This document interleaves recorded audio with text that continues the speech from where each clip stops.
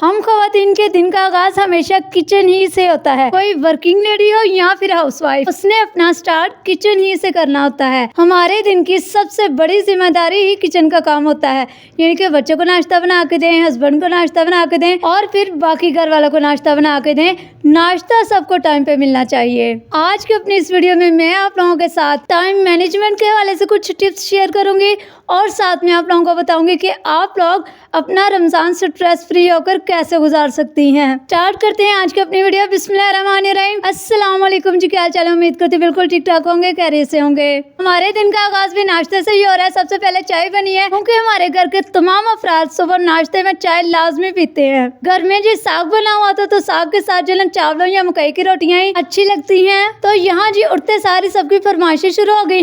कोई कहते मैंने मकई की रोटी खानी है तो कोई कहते मैंने चावलों की रोटी खानी है। चावलों की रोटियां हो या फिर मकई की, वो हमेशा मेरी अम्मी ही बनाते हैं क्योंकि भाभियां जब भी बनाती हैं ना उनसे टूट जाती हैं, अच्छी नहीं बनती, इसलिए हमेशा अम्मी ही बनाते हैं। यहाँ जी बच्चों के लिए बनी है चावलों की रोटियां, फिर जी बाद में ना घर के तमाम बड़ों के लिए मकई की रोटियां बनी। अच्छा, सर्दियों में ना आप लोग अपने दिन का आगाज जरा जल्दी किया करें। जैसा कि आप लोगों को पता ही है कि सर्दियों में दिन जो है वो छोटे होते हैं। दिन छोटे होने की वजह से हमारे बहुत से काम अधूरे रह जाते हैं। अगर आप लोग अपने दिन का आगाज नमाज फजर से करती हो ना और अपने काम स्टार्ट कर देती है तो फिर तो मैं कहती हूँ कि देखिएगा कैसे आपके दिल में बरकत पड़ती है और कैसे आपके काम में बरकत पड़ती है। वो मेरी सारी बहनें जिन्हें समझ ही नहीं आ रहा होता कि वो अपने हर काम को कैसे मैनेज करें, तो वो अपना आधा काम जो है ना रात को करके रख लिया करें। अपने बच्चों का यूनिफॉर्म प्रेस करके रख दिया करें, उनके बैग जो है ना वो अच्छी तरह से पैक करके रख दिया करें।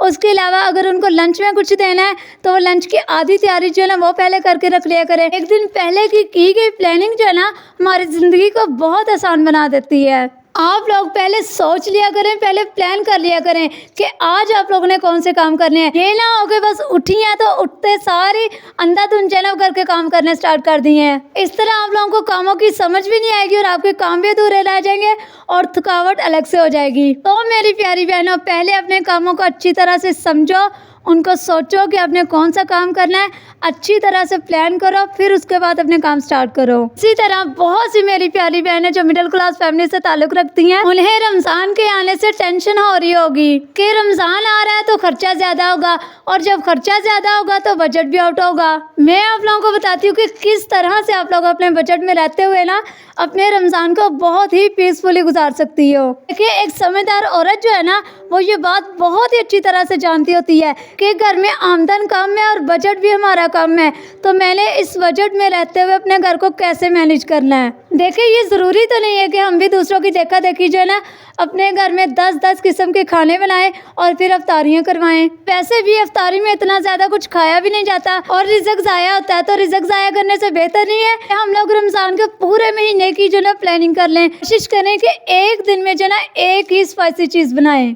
जैसा कि अगर एक दिन पकोड़े बनाए हैं तो दूसरे दिन समोसे बना लें, दूसरे दिन समोसे बनाए हैं तो तीसरे दिन दही भल्ले बना लें, फिर चाट बना लें, फिर रोल बना लें। इस तरह पूरे रमज़ान को जो ना दिनों के हिसाब से डिवाइड कर लें। इस तरह आप लोगों को बजट के आउट होने की टेंशन भी नहीं होगी और आप लोग हर एक चीज़ को बजट में रहते हुए खा भी लोगे। वैसे भी रमज़ान का मकसद ये तो नहीं कि आप लोग तरह तरह के खाने बना के दूसरों को दिखाएं या फिर अपने फ्रीजर्स भर लें, बल्कि रमज़ान का असल मकसद तो इबादत है। हम लोग इबादत करें, ज़्यादा से ज़्यादा इबादत करें, ज़्यादा से ज़्यादा अल्लाह ताला के करीब हों, नमाज पढ़ें, ज़िक्र अज़कार ज़्यादा से ज़्यादा करें, कुरान पाक की ज़्यादा से ज़्यादा तिलावत करें। हमारा मकसद तो सिर्फ ये होना चाहिए। ऐसा कि रमज़ान आने में अब कुछ ही दिन बाकी रह गए हैं, तो अगर आप लोग भी मेरी तरह थोड़ी थोड़ी करके अभी से घर की क्लीनिंग स्टार्ट कर देना तो आपका घर भी नीट एंड क्लीन होगा और आपको पूरा जो रमज़ान है ना वो बिल्कुल स्ट्रेस फ्री होकर पुरसकून गुजरेगा। तो मेरी प्यारी बहनें अपने घर की क्लीनिंग जो है ना वो रमज़ान के दरमियान में या फिर लास्ट पे करती है ना, देखिए इस तरह हमारा ज़्यादा जो ध्यान है ना वो घर के कामों की तरफ ही रहता है। हमारा टाइम जो है वो ज़्यादा घर के कामों में गुजरता है और हमें जो है ना इबादत करने का कम टाइम मिलता है। हालांकि देखा जाए तो रमज़ान जो है ना इबादत का महीना है और हमें इसमें जो है ना ज़्यादा से ज़्यादा इबादत करनी चाहिए। इसलिए कोशिश करें कि अपने तमाम कामों को, घर की डीप क्लीनिंग जो है ना उसको रमज़ान आने से पहले पहले ख़त्म कर लें, आज ही से स्टार्ट कर दें। यहाँ जी हमारे घर में ना खीर बन रही थी, सर्दियाँ सारी गुजर गई थी, हम लोगों ने खीर बनाई नहीं थी, इसलिए जो है ना फिर मेरी खाला ने दूध भेजा तो हम लोगों ने सोचा कि आज जो है ना खीर बना लेते हैं। खीर के हवाले से मैं आप लोगों को एक बहुत ही ज़बरदस्त किस्म की टिप देना चाहूँगी कि जब आप लोगों की खीर बिल्कुल पकने के करीब होना है, यानी कि सिर्फ 10 मिनट रहते हैं उतारने में, तो आप लोगों ने क्या करना है, रस जो होते हैं ना, कुछ लोग उसको पापे भी बोलते हैं, आप लोगों ने वो 3 से 4 पैकेट ले लेने हैं और फिर उसको जो है ना ग्राइंड कर लेना है।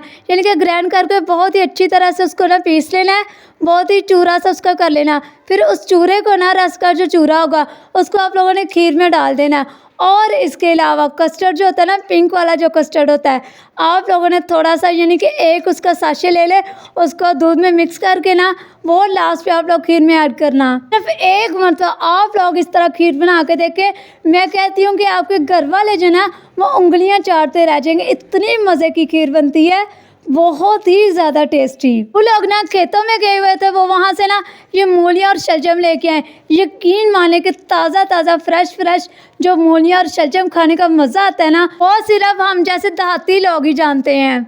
आप देखेंगे कि अगर आप लोग अपने हर एक काम को बहुत ही प्लानिंग के साथ करके चलेंगी ना, आपकी ज़िंदगी कितनी आसान हो जाती है। अगर आप लोग अपने दिन का आगाज़ ही जल्दी करती हैं ना, यानी कि सुबह फजर के टाइम से करती है, उठ कर नमाज़ पढ़ती हैं, तो दिन में तो बरकतें वैसे ही आ जाती हैं। इस तरह आपका हर काम जो है ना वो टाइम पे हो जाता है और आप जो है ना बहुत ही पुरसकून हो जाती हैं।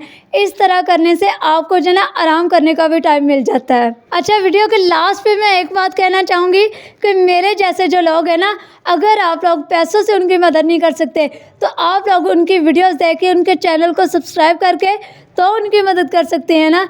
देखिए, आप लोग बहुत सी वीडियोस देखते होंगे जहाँ लगे ना कि ये वाकई हकदार है, इसको वाकई मदद की ज़रूरत है, तो आप लोग बगैर पैसों की भी उसकी मदद कर सकते हैं। सिर्फ उसकी वीडियोस देख लें और उसके चैनल को सब्सक्राइब कर दें कि आपके 5 मिनट से उस इंसान की ज़िंदगी बदल सकती है और अल्लाह ताला भी आपसे खुश होगा क्योंकि आपने किसी की मदद की है, आपके दिल में उसके लिए रहम आया है। मिलते हैं नेक्स्ट वीडियो में। अल्लाह हाफिज़।